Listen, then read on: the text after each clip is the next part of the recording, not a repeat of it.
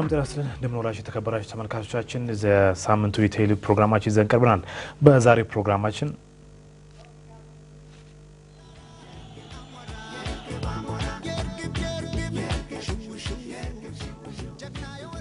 በጣም ትልቅ አደራ አለብን። ስለዚህ መስባችንን ለማስደሰት የተቻለንን ሰርተን ዓለም ዋንጫ ላይ ለመግባት ነው ዓላማችን።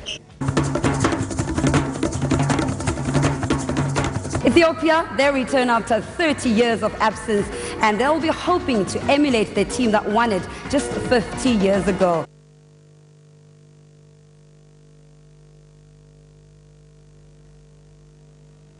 ስምንተኛው የሴቶች አፍሪካ ዋንጫ ነገ በኢኳቶሪያል ጊኒ ይጀምራል። በደርባን ደግሞ የ29ኛ አፍሪካ ዋንጫ ድል ይፋ ተደርጓል። ከ17 ዓመት በታች የአፍሪካ ዋንጫ ለሞሮኮ ማለት ነው። የኢትዮጵያ ብሔራዊ ቡድን ዛሬ ቀይ ቀበሮቹ ቱኒዚያን ይገጥማሉ። ኢትዮጵያ ፕሪሚየር ሊግ ነገ ይጀምራል። በዛሬው የቴሌ ፕሮግራማችን በይበልጥም እንዳሳቸው ናቸው ኤፍሬማና ኔንዋ ይመር ለሚቀጥሉ 30 ደቂቃዎች እንግዲህ በተለያዩ ፕሮግራሞች ከናንተ ጋር ቆይታ እናደርጋለን። ቆይታችሁ ከኛ ጋር እንዲሆን እንጋብዛለን። ኤፍሬም እንግዲህ ቅድሚያ የምናደርገው ስለ ሴቶቹ ይሆናል። ግርማቸው ነውም በመስመራችን ላይ በስልክ አግኝተን የተለያዩ መረጃዎችን ለማድረስ እንሞክራለን። እስኪ ስለ ስምንተኛ ሴቶች አፍሪካ ፕሮግራም አለን። ከዛ በፊት ከነ ነገሮች እናንሳ።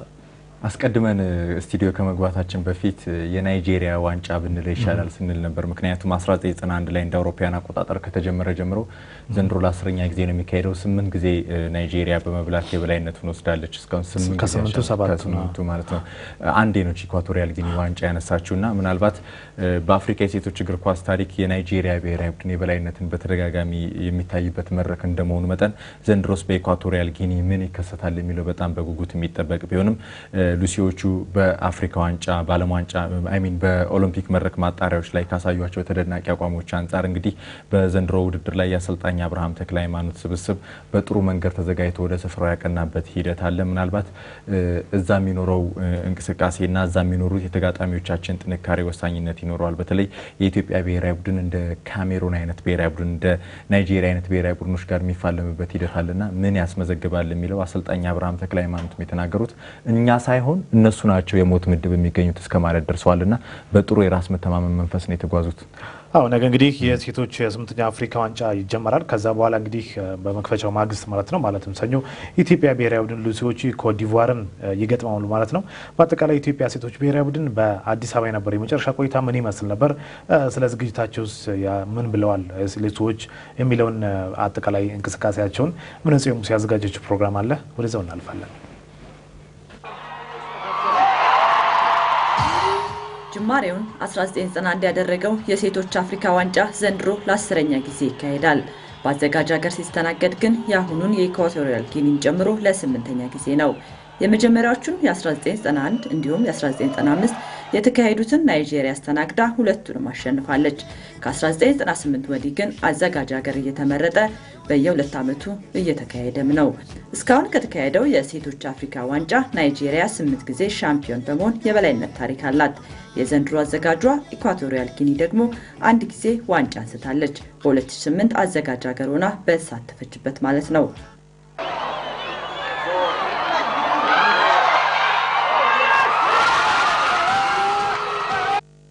የሴቶች አፍሪካ ዋንጫን እስካሁን 3 ሀገራት አስተናግደዋል። ናይጄሪያ እና ደቡብ አፍሪካ 3 ጊዜ፣ ኢኳቶሪያል ጊኒ ደግሞ 2። ከናይጄሪያ እኩል በርካታ ጊዜ የማስተናገድ እድል ያገኘችው ደቡብ አፍሪካ በታሪኳ 3 ጊዜ የፍጻሜ ተፋላሚ ከመሆን የዘለለ ውጤት አላስመዘገበችም። 2 ጊዜ የነሐስ ሜዳሊያ ከማግኘት ውጪ በሴቶች አፍሪካ ዋንጫ ላይ 24 ሀገራት እስካሁን በተካሄደው ሻምፒዮና ላይ ቢያንስ 1 ጊዜ መሳተፍ ችለዋል። በርካታ ጊዜ የተሳተፉት ደግሞ ናይጄሪያ፣ ጋና፣ ካሜሩን እና ደቡብ አፍሪካ ናቸው። የ9 ጊዜ ተሳትፎ አላቸው። ኢትዮጵያ የዘንድሮን ጨምሮ 3ኛ ተሳትፎዋ ነው። በ2000 ናይጄሪያ ላይ፣ በ2004 ደግሞ ደቡብ አፍሪካ ላይ የተሳተፈችው ኢትዮጵያ የደቡብ አፍሪካውን ፉክክር 4ኛ ሆና አጠናቃለች። ቱቱ በረጅሙ ቱቱ በላይ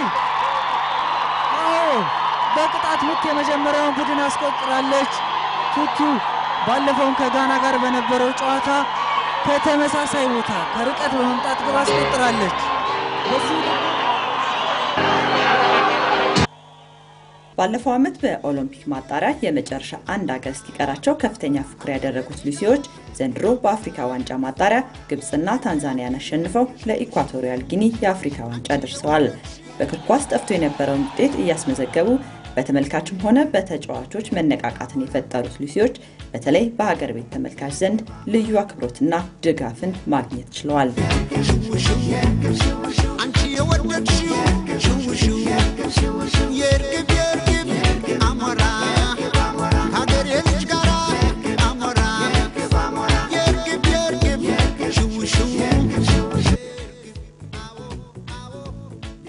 ሉሲዎች ወደ ኢኳቶሪያል ጊኒ ከማቅናታቸው አንድ ቀን ቀደም ብሎ በሸራተን አዲስ ሆቴል አዘጋጅነት የሽኝት ስነስርዓት ተዘጋጅቶላቸው ነበር። በሽኝቱ ላይ ዝግጅታቸውና የቡድኑ መንፈስ ምን እንደሚመስል አንበሏ ብዙሃን እንዳለን ጠየቅናት። ዝግጅታችን በጣም ደስ የሚል ዝግጅት ነው ያደረግነው። ማለት ከደካማ ጎናችን ተነስከን ነው ስንሰራ የነበረው። ወር ከ15 ቀን ሆኖናል። በወር ከ15 ቀን ውስጥ የነበረውን ድክመቶች ነበር ስንሰራ የነበረው። ያንንም ቀርፈናል ብዬ አስባለሁ። ያው ህዝቡ ከኛ ውጤት ይጠብቃል። በጣም ትልቅ አደራ አለብን። ስለዚህ ህዝባችንን ለማስደሰት የተቻለንን ሰርተን ዓለም ዋንጫ ላይ ለመግባት ነው ዓላማችን። የኢትዮጵያ ሴቶች ብሔራዊ ቡድን ከናይጄሪያ፣ ከካሜሩንና ከኮትዲቫር ተመድቧል። ከኮትዲቫር በስተቀር ሌሎቹ ሁለቱ የተሻለ ውጤት ባለቤት ናቸው። ናይጄሪያ 8 ጊዜ ዋንጫ አንስታለች። 9 ጊዜ የተሳተፈችው ካሜሩን ደግሞ 2 ጊዜ ለፍጻሜ ስትደርስ 1 ጊዜ ሶስተኛ ሆና አጠናቃለች። ተጋጣሚዎቻችን ምንም እንኳን ጠንካራ ቢሆኑ ዋናው አሁን ያለንበት አቋም ነው። የአሰልጣኝ አብርሃም ተክለ ሃይማኖትና የብዙሃን እንዳለ መልስ ነው። በታሪክ ከባድ ነው እንግዲህ ያሳለፍነው ሁኔታ ከባድ ተወዳዳሪዎች ናቸው። አሁን ደግሞ ሌላ ውድድር ነው። 8ኛ አፍሪካ ዋንጫ ነው።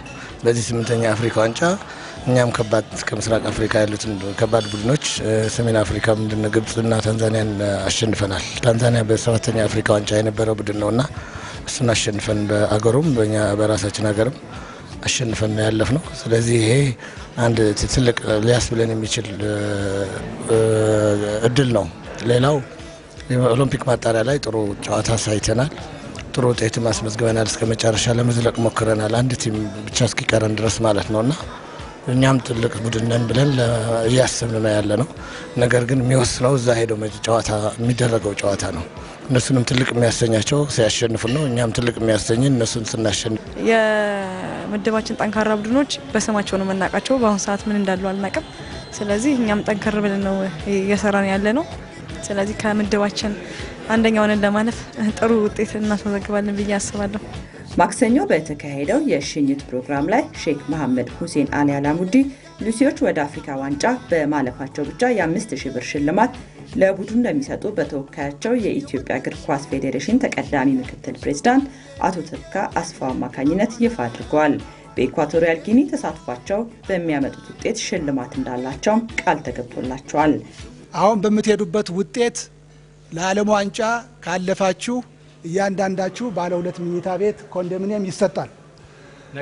ነገር ግን ለአሁኑ ጉዛችሁ የሚሆን 5 ሚሊዮን ብር ተፈቅዶላችኋል። የተደረገላቸው ሽልማት ከፍተኛ የማነሳሳት መንፈስ እንደሚፈጥርላቸውም አሰልጣኙና አንበሏ ተናግረዋል። ሼህ አላሙዲ ደግሞ በጣም በሚገርም ሁኔታ ከወንዶቹ ሳያሳንሱ እኩል በማድረግ ታላቅነታቸውን አባትነታቸውን ለዚህ ሀገር አሳይተዋል ማለት እችላለሁና ለቡድናችን ትልቅ መነሳሳት ነው። አሁን የተሸለምነው ሽልማት በጣም አስደስቶናል። እምልሽ ያው እንደዚህ አይነት ሽልማት ተሸልመን አናውቅም። የመጀመሪያችን ነው። በጣም ትልቅ ሽልማት ነው። በዚህ አጋጣሚ ሼህ መሐመድ አላሙዲን እጅግ በጣም አድርጌ አመሰግናለሁ። እሳቸውን ብናገኛቸው በዚህ ሰዓት በጣም ደስ ይለን ነበረ። አልኖርም አልተገኙም እና በጣም ተነሳሽነት ፈጥሮብናል። ማለት በቃ ዋንጫ ይዘን መምጣት እንዳለብን ነው የሚሰማን። ምክንያቱም ሀገራችንን ማስደሰት ስላለብን ይሄ ሽልማት ለኛ በጣም የተለየ ሽልማት ነው። ሞራል ሰጥቶናል ብዬ ነው ማስበው። ኢራን የገባችው ቱቱ እንደገና ኳስ ለቱቱ ቱቱ በደረቷ ቱቱ በጥሩ ቅብብል ጎል ጎል ጎል ጎል በሚያምር ቅብብል ቱቱ በላይ ተቀይራ በገባች በ5 ደቂቃ ውስጥ ለኢትዮጵያ ብሔራዊ ሴቶች ቡድን። አሁን ሉሲዎች በኢኳቶሪያል ጊኒ ባታ ከተማ ይገኛሉ። በዚያም ልምምዳቸውን ጀምረዋል። የምድብ የመጀመሪያ ጨዋታቸውን ሰኞ ምሽት 1 ሰዓት ተኩል ላይ ከኮትዲቫር ጋር የሚያካሂዱ ይሆናል።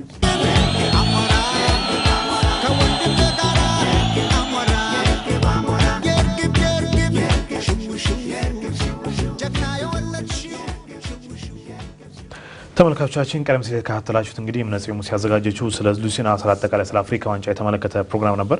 የኢትዮጵያ ብሔራዊ ቡድን እንግዲህ ሉሲዎቹ የተሻለ ነገር እንደሚያስመዘግቡ በአምበሏ ብዙሃን እንዳላማካኝነትም ተናግራለች።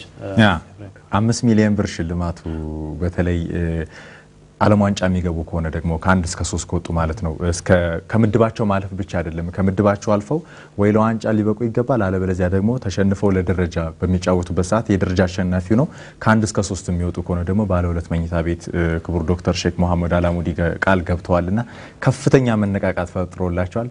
አሰልጣኝ አብርሃም ተክለሃይማኖት እንደተመለከተው ከወንዶቹ አላነስንም አላሳነሱንም፣ ስለዚህ እናመሰግናለን፣ ጥሩ ውጤት ለማምጣት ደግሞ እንፋለማለን በማለት ተናግረዋል። አዎ ያለው ነገርም በተለያየ አካባቢዎች ያሉ እንክብካቤዎችም ጥሩ መሆናቸው ያሉ ገዛዎችም ጥሩ መሆናቸው ለቡድኑ የሚፈጥረው አስተዋጽኦም ከፍተኛ ነው። ከዛ ባለፈም የኢትዮጵያ ሉሲዎቹም በ9 ዓመት እንግዲህ ለ3ኛ ጊዜ ነው በአፍሪካ ዋንጫ ላይ ሲሳተፉና ከዚህ አንጻርም የተሻለ ነገር ሉሲዎቹ እንደሚያስመዘግቡ ተናግረዋል። በአጠቃላይ ያለው መረጃ ስለ ኢትዮጵያ ብሔራዊ ቡድን በስፍራው የሚገኘው ግርማቸውን ነው መረጃ ሊሰጠን መስመር ላይ ነው። ሄሎ ሄሎ ሄሎ ሎይ ግርማቸው እንደምን ዋልክ?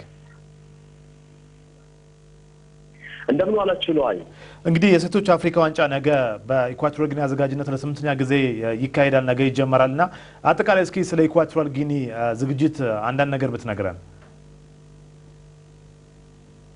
በጣም ጥሩ። እንግዲህ ኢኳቶሪያል ጊኒ ባለፈው እንደሚታወቀው ከጋቦን ጋር የወንዶች የአፍሪካ ዋንጫን ማዘጋጀቷ ይታወሳል። ከዚህ ከአፍሪካ ዋንጫ ጋር ተያይዞ ስቴዲየሞቿ አዳዲስ ስቴዲየም ናቸው። ኢኳቶሪያል ጊኒ እንግዲህ በጣም ትንሽ ሀገር ነች። 2 ነው ታላላቅ ከተሞች አሏት።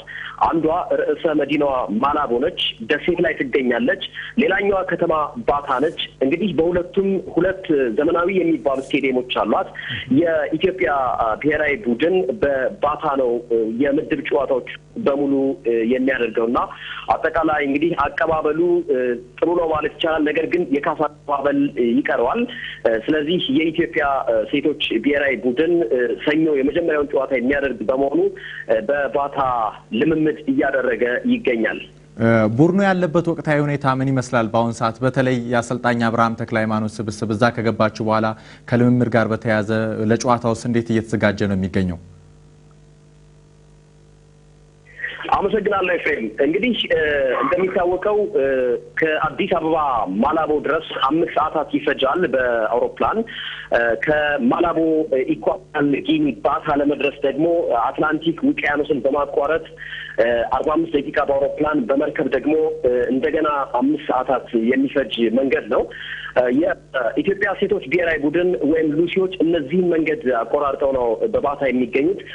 ባታ ስቴዲየም ላይ ልምምዳቸውን እየሰሩ ይገኛሉ እና እንግዲህ ልምምዱ በጣም ስኬታማ ነው። በጣም የሚሰጣቸውን አሰልጣኝ አብርሃም ተክለሃይማኖት ለተጫዋቾቻቸው የሚነግሯቸውን ነገሮች በአጠቃላይ የሚሰሙ የሚያዳምጡ ወደ ተግባር የሚለውጡ ተጫዋቾች ናቸው ያሉት። ዝግጅቱ በጣም ጠንካራ ነው። እስካሁን 2 ቀን ልምምድ ተጥሯል። ከጠዋቱ 4 ሰዓት ላይ ነው ልምምድ የሰሩት። ማለትም በዚህ ሀገር አቆጣጠር 4 ሰዓት ላይ በእኛ ሰዓት አቆጣጠር ከቀኑ 6 ሰዓት ላይ ማለት ነው። ላለፉት 2 ቀናቶች ልምምዳቸውን ሰርተዋል። ዝግጅቱ በጣም ጠንካራ ነው። ከሜዳ ልምምድ በተጨማሪ የክፍል ትምህርቶችም እየተሰጡ ይገኛሉ። እሺ፣ ምናልባት አሰልጣኝ አብርሃም ተክለሃይማኖት ካንተ ጋር ይሆን? አዎ፣ አሰልጣኝ አብርሃም ተክለሃይማኖት አጠገቤ ይገኛሉ። ምናልባት መጠየቅ የምትፈልጉትን ጥያቄዎች መጠየቅ ይቻላል። መልካም። እንግዲህ አሰልጣኝ አብርሃም በኢትዮጵያ ሉሲዎቹ እንግዲህ በሰላም እንደገቡ ባልደረባችን ግርማቸው ነው ነግሮናል። እስኪ በአንተስ በኩል ያለው ነገር ምን ይመስላል? ታሪክ ለመቀየርም እንሄዳለን ያልከው ከዚህም ስትነሱና ከዛስ አንጻር አሰልጣኝ ምን ትላለህ? እንግዲህ ዋናው ዝግጅታችን የነበረውን ሁኔታ መቀየር ነው የሚል ነው። ለዚህም ጠንካራ ስራዎች እየሰራን ነው የመጣ ነው። አሁንም ጠንካራ ስራዎች ነው የምንሰራ ያለ ነው። ልጆቻችን ይህንን ለመስራት በጣም ዝግጁ ናቸው። ትልቁ ነገር እነሱ ላይ ነው እንግዲህ ከኛ ብቻ ሳይሆን እነሱ በመቀበሉ ላይ በጣም ጠንካሮች ናቸው እና ጥሩ ስራ እየሰሩ ነው። እስካሁን ሜዳ ላይ የሚያጋጥመንን ያው 90 ደቂቃ ነው የሚወስድ ነው። ግን ለ90 ደቂቃው ደግሞ ልዩ ዝግጅት ልዩ ጥንካሬ እያሳዩን ነው ያሉት። እስካሁን በስጋት የተጎዱ ተጫዋቾች የሉንም። ስራዎቻችን በጣም በአመርቂ በሆነ ሁኔታ እየሄዱ ነው። በተጨማሪ እንግዲህ ተጫዋቾቻችን በአካልና በታክቲክ ብቻ ሳይሆን በስነ ልቦናም በሁለት ባለሙያዎች በየቀኑ አንዳንድ ጊዜ ተሰጥተዋል። በጣም እንግዲህ ምን ለማለት ይቻላል ጥሩ ዝግጅት አድርገናል እና የማሸነፍ ፍላጎታችን ከፍተኛ ነው ማለት ይችላለሁ። አሰልጣኝ አብርሃም ተክለ ሃይማኖት ለሰጠን መረጃ በጣም እናመሰግናለን። ግርማቸው እንዲሁ በጣም እናመሰግናለን። ሌሎች መረጃዎች ካሉም እንግዲህ በዜና ውጃችንና በሌሎች ፕሮግራሞቻችን የምንመለስባቸው ይሆናል። እንግዲህ የኢትዮጵያ ሴቶች ብሔራዊ ቡድን ወሳኝ ጨዋታውን ሰኞ ነው የሚያደርገው። ኢኳቶሪያል ጊኒ ከደቡብ አፍሪካ የሚያደርጉት ጨዋታ ነው እንግዲህ ሴቶች አፍሪካ ዋንጫ የሚጀምረው። ምናልባት በሉሲዎቹ በኩል እንግዲህ የስፖርት ቤተሰቡ ብዙ ነገር ይጠብቃል። የሴቶች እግር ኳሳችን ያለበት ደረጃና እነዚህ ተጫዋቾቻችን በራሳቸው የግል ጥረት ነው እዚህ የደረሱት እስከ ብሔራዊ ቡድንና እነዚህ ተጫዋቾች እንግዲህ አሁን በር ከፍተዋል። ከዛ በኋላ በርካታ ሴት ተጫዋቾች አሁን እኛ ጋር እንኳን ቢሮ የሚደውሉ በርካታ የሴት እግር ኳስ ተጫዋቾች አሉ።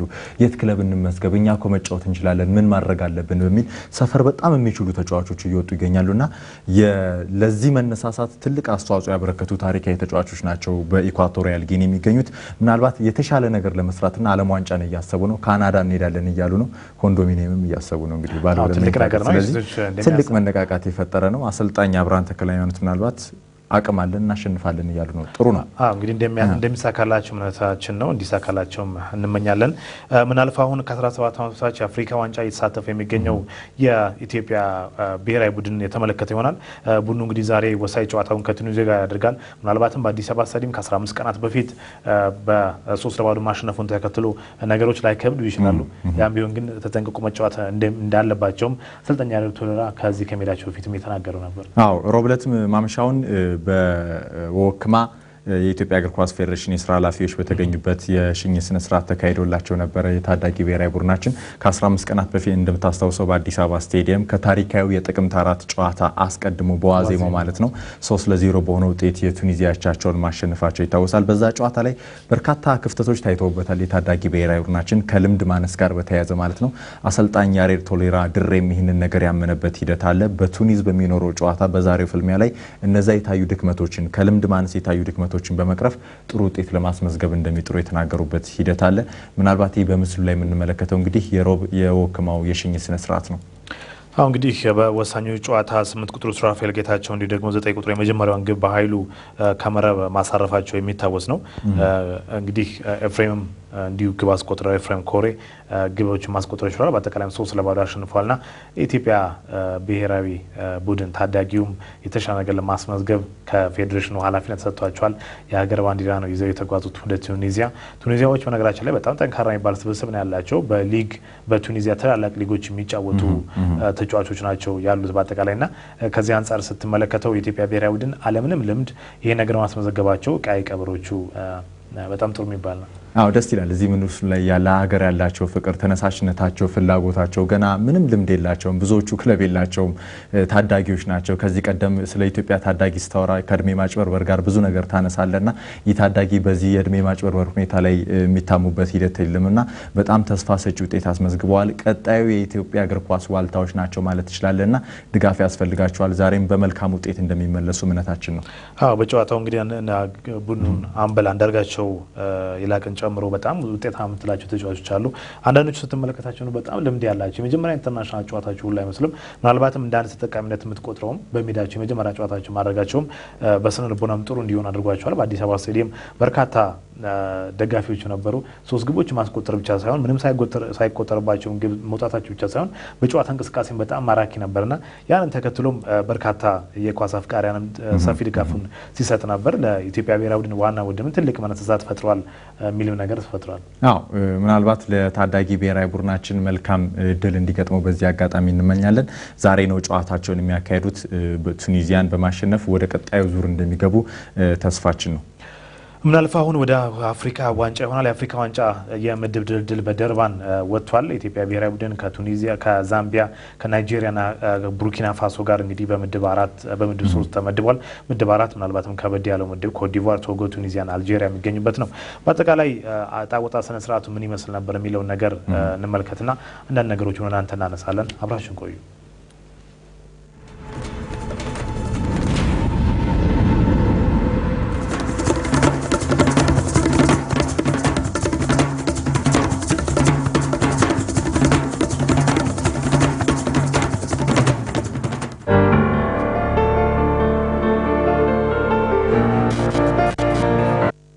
ድሬዳዋን ደምቃለች። በሺዎች የሚቆጠሩ እንግዶች በግዙፍ የመሰብሰቢያ አዳራሽ ተገኝተዋል።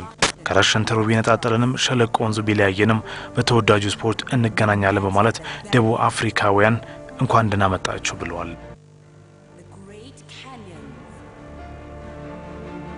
The deserts and the rivers that divide. Soon we will come together,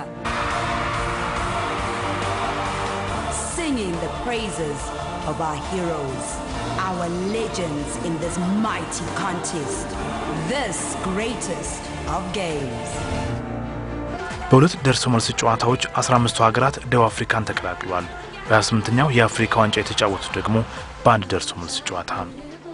ሻምፒዮኗ ዛምቢያ በካምፓላ የገጠማት ያልተጠበቀ ፈተና የኬፕ ቨርዴ የማይበገሩት አናብስት ማስወጣት በማጣሪያ ጨዋታዎቹ የታዩ አበይት ክስተት ተብለዋል። ምስራቅ አፍሪካው ፍልሚያ ሳይዘነጋም ሱዳን ዳግም ብቅ ወዳለችበት አፍሪካ ዋንጫ ለመቆየት ኢትዮጵያ ደግሞ ከ3 አስርት ዓመታት በኋላ ለመሳተፍ ከፍተኛ ፉክክር አካሂዷል። በኋላ ብዙ ጣጣ ያመጣው የኮት ዲቯርና የሴኔጋል ፍልሚያ ፍጻሜ ብጥብጥ ሆኗል። እንዲህ እያለ 15 ሀገራት ተለይተው ታውቋል።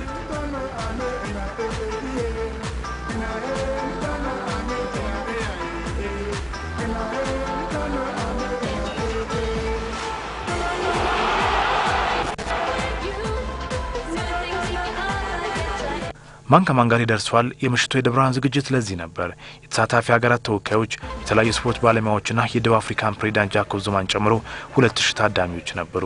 ከ16ቱ ተሳታፊ ሀገራት 10ሩ በመድረኩ ቢያንስ አንድ ጊዜ ነግሰውበታል። ዋንጫ ማንሳት ችለዋል። ኒጀር በመድረኩ ለሁለተኛ ጊዜ ለመሳተፍ ነው።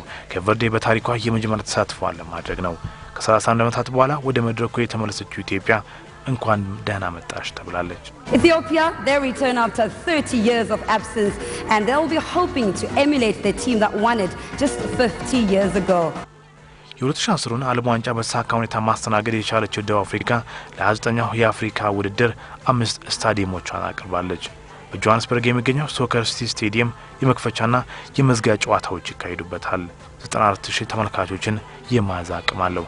በአፍሪካ ቀዳሚ ነው ይባላል። 54000 ተመልካቾችን የመያዝ አቅም ያለው ሞሴስ ማኮዳ ስቴዲየም ሌላው አፍሪካ ዋንጫን የሚያስተናግድ ስቴዲየም ነው። ይህ ስቴዲየም ከ16 ዓመታት በፊት ደቡብ አፍሪካ የአፍሪካ ዋንጫ ስታስተናግድ ጨዋታዎች ተካሂደውበታል። ኔልሰን ማንዴላ ባይ ስቴዲየም በፖርት ኤልዛቤት የሚገኝ ሌላው ለዚህ ውድድር የተመረጠ ስቴዲየም ነው። 48000 ታዳሚዎችን ያስተናግዳል ተብሏል። በኔልስፕሪት የሚገኘው ሞምቤሌ ስቴዲየም፣ በሪዘንበርግ የሚገኘው ሮያል ባፎንጊ ስቴዲየም ለዚህ ውድድር ሳይተዋል። የቀድሞ አፍሪካ ባለ ታሪኮች እጣውን አውጥተውታል። ምድብ 1 ላይ ደቡብ አፍሪካ የመጀመሪያ ተሳትፏ የሆነው ኬፕ ቨርዴ ሞሮኮና አንጎላ ተገናኝተዋል። ገና የምድብ አባት በሆነችበት ምድብ 2 ዲሞክራቲክ ኮንጎ፣ ኒጀርና ማሊ ይገኛሉ።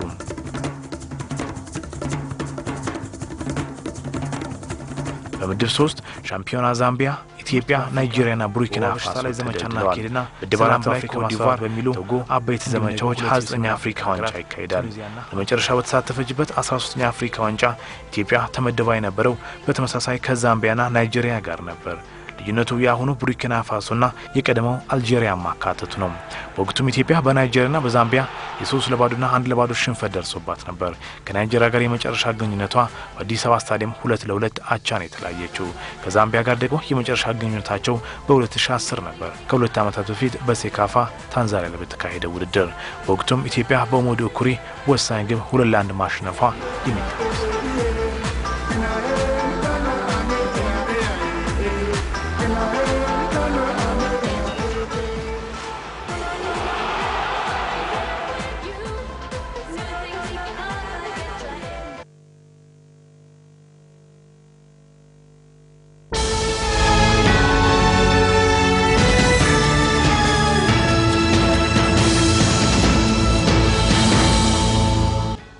የኢትዮጵያ ፕሪሚየር ሊግ 2005 ውድድር ዘመን ነገ ይጀመራል። ታላቁ ጨዋታ ኢትዮጵያ ቡናና ቅዱስ ጊዮርጊስ ያደርጋሉ።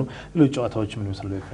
የኢትዮጵያ ፕሪሚየር ሊግ 2005 ዓመተ ምህረት ነገ ይጀመራል። በቀድሞው ጠቅላይ ሚኒስትር መለስ ዜናዊ ተሰይሟል። የመለስ ዋንጫ ኢትዮ ካፕ የመለስ ዋንጫ በሚል ማለት ነው። ነገ የኢትዮጵያ ውሃ ስፖርት ከመብራት ኃይል 9 ሰዓት ላይ እንደዚሁም በአዲስ አበባ ስቴዲየም 11 ሰዓት ላይ ደግሞ በሸገር ደርቢ ኢትዮጵያ ቡና ከቅዱስ ጊዮርጊስ የሚያካሂዱት ጨዋታ በጉጉት ይጠበቃል። ይርጋለም ላይ ሲዳማ ቡና ከደደቢት፣ አርባ ምንጭ ላይ ሙገር ሪቨር ሲሚንቶ ከአርባ ምንጭ እንደዚሁም ደግሞ አዳማ ላይ አዳማ ከነማ ከኢትዮጵያ ንግድ ባንክ፣ ሐዋሳ ላይ ሐዋሳ ከነማ ከኢትዮጵያ መድን ጨዋታቸውን ያካሂዳሉ። ነገ 11 ሰዓት ላይ በሸገር ደርቢ ኢትዮጵያ ቡና ከቅዱስ ጊዮርጊስ የሚያካሂዱ ጨዋታ በጉጉት ይጠበቃል። ከዛ በፊትም ያለው ጠንካራ ጨዋታ ነው፣ እንድትከታተሉ ከወዲሁ እንጋብዛለን። በክልልም በአዲስ አበባ ያላችሁ ተመልካቾቻችን ማለት ነው። እኛም የዛሬው የኢትዮ ሊግ ፕሮግራማችን በዚሁ ጨርሰናል። ኤፍሬም አናኔ ነው አይመር ከመላይ ሲዲ ባለሙያዎች ጋር በመሆን ከእናንተ ጋር ቆይታ አድርገናል። እስከ ሳምንት መልካም ሳምንት።